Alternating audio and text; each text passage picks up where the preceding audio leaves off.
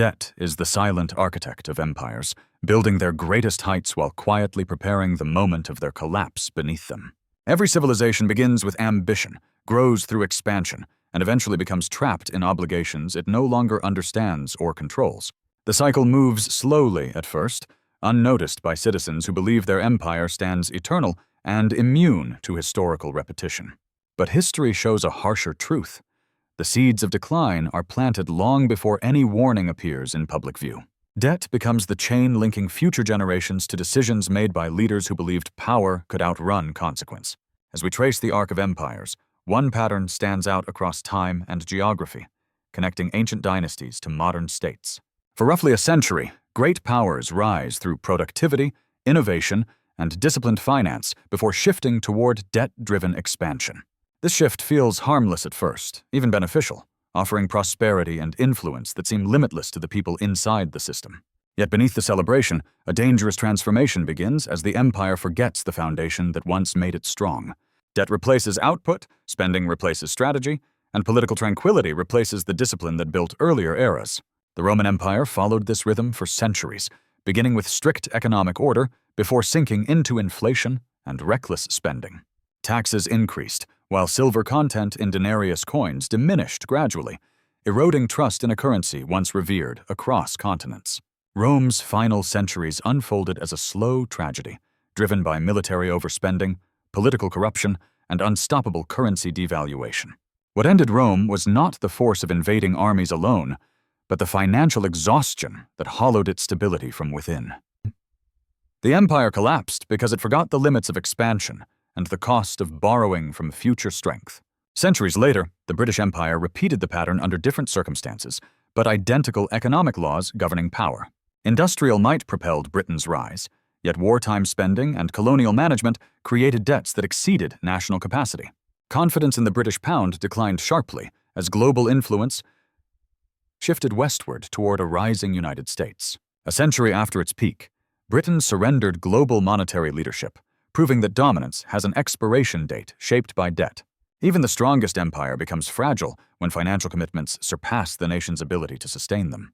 The United States, once a disciplined industrial powerhouse, entered its own debt expansion phase during the mid-20th century. Victory in World War II brought unprecedented global influence, yet also triggered obligations requiring constant borrowing to maintain dominance. Cold War competition demanded endless funding, reinforcing the illusion that debt could grow indefinitely without consequence. The shift from productivity to leverage accelerated as financialization, credit expansion, and political polarization reshaped the national economy. Today, American debt surpasses levels once believed unimaginable for any world power navigating geopolitical instability. What ties Rome, Britain, and the United States together is not culture or geography, but the universal mathematics of imperial cycles. Debt begins as a tool for strategic advantage, eventually transforming into a burden that controls the decisions of those who created it. The cycle spans roughly 100 years, long enough for citizens to forget the mistakes of previous generations completely. Each empire inherits strength from its ancestors, yet repeats the same financial errors that destroyed those who came before. By the time the public sees the crisis, the underlying foundations have already weakened beyond easy repair. In every case, the decline begins not with dramatic collapse, but with subtle signals visible only to those who study economic history carefully. Rising inequality, declining currency trust, political fragmentation, and increasing military dependency form the early warnings. Governments respond by borrowing more, hoping debt will mask the symptoms of a deeper structural deterioration. But debt cannot resurrect discipline once an empire abandons it. Nor can it restore productivity lost to complacency or corruption. The moment debt becomes the engine of national growth, the countdown toward decline begins quietly. The 100-year debt cycle is not prophecy or ideology, but a recurring mechanism revealed by centuries of historical evidence. Empires rise through innovation, legitimacy, and fiscal responsibility, but fall through monetary manipulation and excessive borrowing. Yet because these shifts unfold slowly, generations living within the cycle rarely recognize the magnitude of the change occurring. People assume stability is permanent, even when underlying systems no longer resemble the foundations that once supported prosperity. History whispers the truth long before collapse becomes visible. Nothing grows forever, and no empire escapes its debt reckoning. As we continue, the pattern becomes unmistakable. Nations expand until debt overwhelms purpose, and decline follows with mathematical certainty. To understand modern geopolitics, we must look back at how these cycles shaped previous eras and the lessons they offer today. The 100-year cycle is unfolding once more, and its consequences will define the political and economic realities of the coming decades. Before examining our modern world, we must understand why this pattern repeats with such precision across civilizations. Debt is not merely a number on a balance sheet. It is the story of ambition, memory, and the limits of human institutions. Empires believe they control debt, but history proves debt eventually controls empires, steering them toward their inevitable turning point. And as we step deeper into this narrative, the mechanisms behind this transformation become clearer and far more alarming. For like an incoming tide, the debt cycle shifts quietly at first before rising with unstoppable force across every level of society. This is where the hidden architecture of imperial decline begins, an architecture still shaping our world today, silently and relentlessly. To uncover this truth, we must continue into the deeper forces driving the debt cycle and the power structures built around it. Every empire enters the same dangerous phase once debt becomes easier than discipline, and borrowing becomes simpler than reform. Leaders discover short-term credit provides political comfort, delaying difficult choices that earlier generations confronted directly. The state begins expanding spending not from strength, but from fear of social unrest, economic stagnation, or geopolitical vulnerability. Debt becomes the preferred solution because it feels painless, distant, and easily masked by confident speeches about stability. Yet beneath that reassurance lies a structural dependency that grows stronger with every borrowed dollar, coin, or credit note. As the debt cycle advances, governments shift from borrowing for investment to borrowing for maintenance of the status quo. This distinction marks the moment an empire begins consuming its future rather than building toward a new horizon. Pensions, military budgets, public infrastructure, and social programs increasingly rely on debt instead of national productivity. The illusion of prosperity persists because citizens feel benefits long before the consequences appear publicly.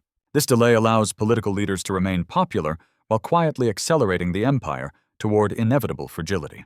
With time, debt restructures the internal incentives of the entire political and economic system, reshaping national priorities. Governments grow reluctant to cut spending because doing so risks voter anger, market instability, or elite backlash. Bureaucracies expand, entitlements solidify, and political leaders promise more benefits financed by future obligations. The financial elite adapts by creating innovations that make borrowing faster, larger, and increasingly abstract. This mutual reinforcement between government and financiers deepens the cycle, creating momentum impossible to reverse peacefully. Eventually, empires enter the confidence plateau, a period where everything still appears stable despite worsening fundamentals. Interest rates remain low enough for borrowing to continue, giving the false impression that debt is manageable indefinitely. Foreign investors still purchase government bonds, believing the empire's reputation guarantees repayment regardless of numbers. Business activity remains active, consumer confidence persists, and markets reward risk-taking as if decline were unthinkable. This plateau resembles prosperity, but functions more like the calm before a storm, silently gathering offshore. Confidence begins weakening the moment investors realize growth is artificial and no longer able to justify rising debt loads. Once fiscal credibility declines, the entire system becomes vulnerable to sudden shocks capable of destabilizing core institutions. Foreign creditors reduce purchases, forcing governments to borrow from domestic institutions or print money indirectly. This shift accelerates inflationary pressures, weakening the currency, and eroding the purchasing power of ordinary citizens rapidly. People feel betrayed as savings diminish. Yet the empire has no choice but to continue borrowing for basic survival. The empire enters what historians call the fiscal inversion point, the stage where interest payments exceed national productivity gains. This moment signals that debt has transitioned from burden to master, dictating national policy instead of supporting it. Nations trapped in this stage typically adopt policies designed to postpone collapse by shifting pain into the future. These measures include currency devaluation, hidden taxation through inflation, and aggressive borrowing disguised as stimulus. Such policies offer temporary relief, while worsening long-term structural vulnerabilities that will erupt later with greater force. As the debt cycle nears its peak, elites often accelerate wealth extraction, anticipating the coming deterioration in national stability. Capital flight begins quietly, then grows steadily as insiders transfer wealth to safer jurisdictions with stronger financial systems. Currencies weaken further as trust erodes, prompting ordinary citizens to purchase foreign assets or precious metals. Those with the least resources suffer first, bearing the consequences of decisions they never influenced or understood clearly. Public frustration rises, providing fertile ground for political extremism, nationalism, or populist movements seeking quick answers. During this decline stage, the empire begins projecting strength internationally to mask its weakening domestic foundations. Military spending increases dramatically as leaders attempt to maintain geopolitical influence despite shrinking fiscal capacity. Wars of distraction or demonstrations of power often occur not from confidence, but from desperation and declining legitimacy. The empire becomes overextended economically, unable to sustain commitments once viewed as essential to global stability. This external pressure amplifies internal decay, initiating the final collapse stage of the 100-year debt cycle. The last phase typically unfolds abruptly, even though its causes accumulated slowly over decades of predictable mismanagement. Currency devaluation accelerates, inflation spikes, and foreign creditors withdraw support entirely from the struggling empire. The government may default on obligations, restructure debts forcibly, or impose capital controls to contain financial panic. Social unrest deepens as citizens lose trust in institutions and seek alternative systems of governance or economic organization. Political legitimacy evaporates, leaving a vacuum often filled by movements promising radical change or authoritarian stability. At this point, the empire no longer falls from external attack, but from internal exhaustion as the system collapses under its weight. Debt, once a silent tool of expansion, transforms into the architect of decline, defining the empire's final historical chapters. Even as collapse unfolds, many people remain shocked because they never saw the cycle developing over the previous century. The slow pace of deterioration makes denial convenient, especially for those who benefited during the expansion phase. But economic gravity eventually reasserts itself, ensuring every empire pays the price for borrowing beyond its means. This pattern repeated with Rome, with Britain, and now unfolds within the United States and other modern powers simultaneously. Globalization and financial engineering accelerated the cycle rather than breaking it, compressing consequences into shorter windows. Debt intertwines nations so tightly that one empire's decline becomes a chain reaction affecting allied and rival states alike. The 100-year cycle reveals that no empire is exceptional enough to escape the mathematical consequences of imbalance. What varies across history is not the outcome, but the timeline and the way each civilization confronts its final reckoning. The debt cycle is not merely a story of economics, it is a psychological and political transformation shaping every generation. Empires fall because they forget the values that built them and embrace incentives that ultimately weaken their foundations. The invisible shift from discipline to dependency marks the true moment decline begins, even if prosperity still appears abundant. Debt becomes the instrument by which future possibility is traded away for temporary stability and political comfort. This exchange silently anchors an empire to its destiny, leading it toward collapse, disguised as progress. To understand the present, we must interpret these patterns not as artifacts of distant history, but as active signals today. The modern world exhibits the same symptoms that preceded decline in past civilizations, though masked by technology and scale. These forces continue shaping global power structures, forming the backdrop for the geopolitical tensions defining our era. And as we transition to modern parallels, the relevance of the 100-year debt cycle becomes impossible to ignore. For the storm gathering now echoes warnings last heard in the final chapters of previous empires that believed collapse impossible. Modern nations like to believe they are immune to the failures of past empires, trusting technology and scale to protect them. Yet beneath the innovations, the same debt-driven mechanisms quietly shape their fate, exactly as in earlier civilizations. The United States entered the late 20th century confident in its financial leadership and global political dominance. But rising debt levels increasingly replaced productivity as the engine sustaining American influence across international systems. For decades, policymakers assumed the dollar's reserve status guaranteed endless borrowing without serious long-term consequence. This belief created the conditions for unprecedented debt expansion, pushing obligations beyond any historical comparison. Interest payments surged, while political polarization eliminated coordinated strategies capable of addressing structural weaknesses.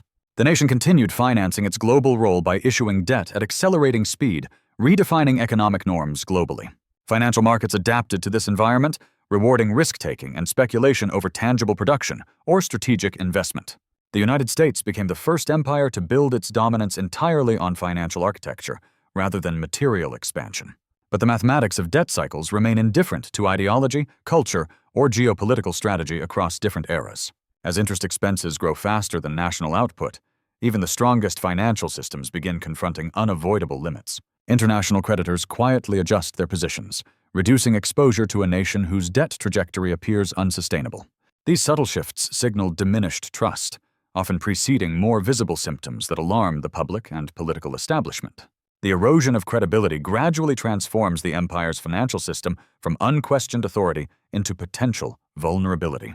Global rivals closely observe this situation, positioning themselves strategically to benefit from any perceived American weakness.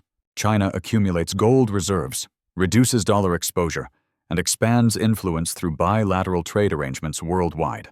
Russia seeks alternative payment systems and strengthens economic ties with regions resistant to Western financial structures.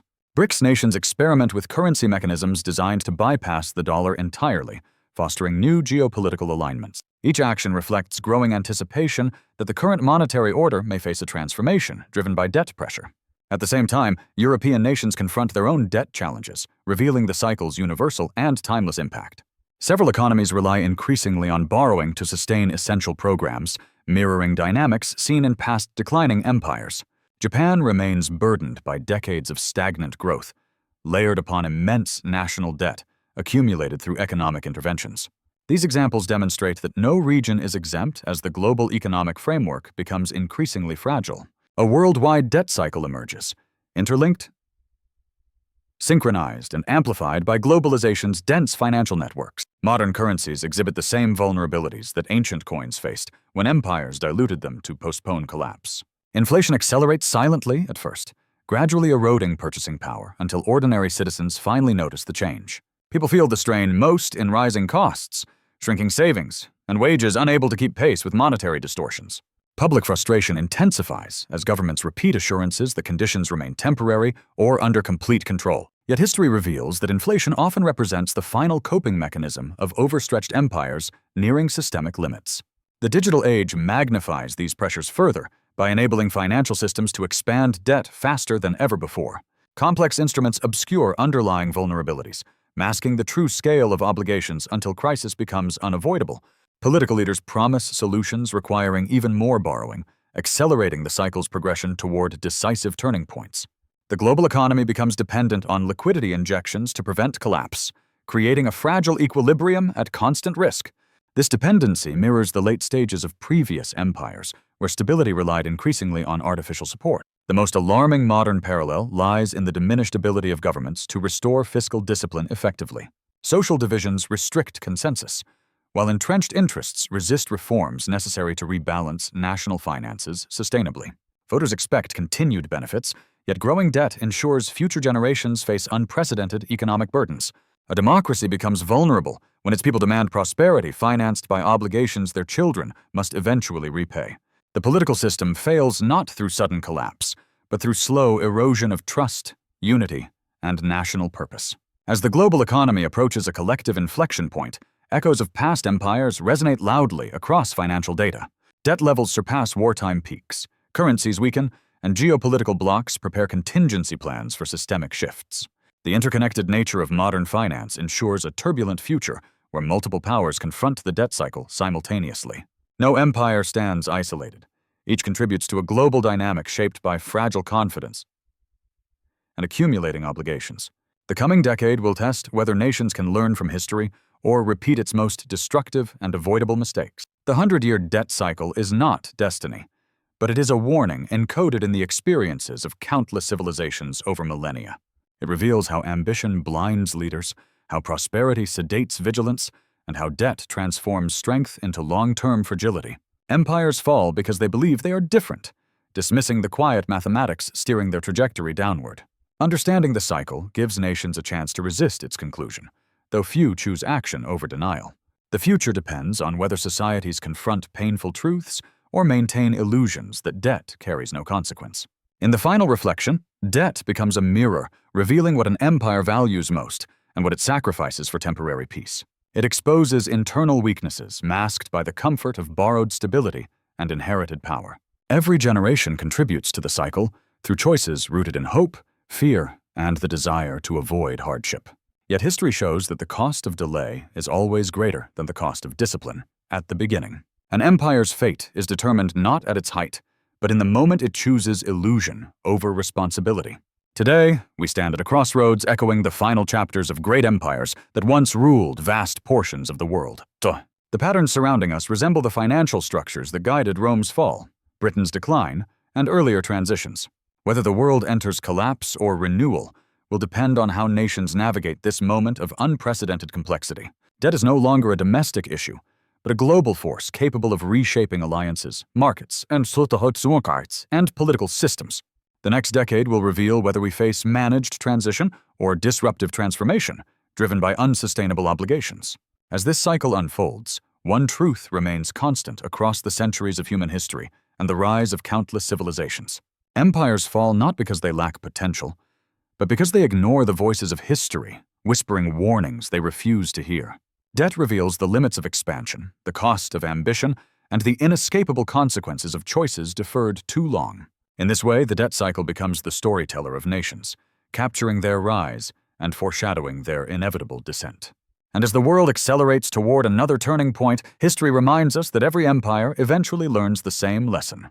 Great powers endure only as long as they respect the boundaries shaped by time, discipline, and the mathematics of debt. Once those boundaries are crossed, the final chapter begins.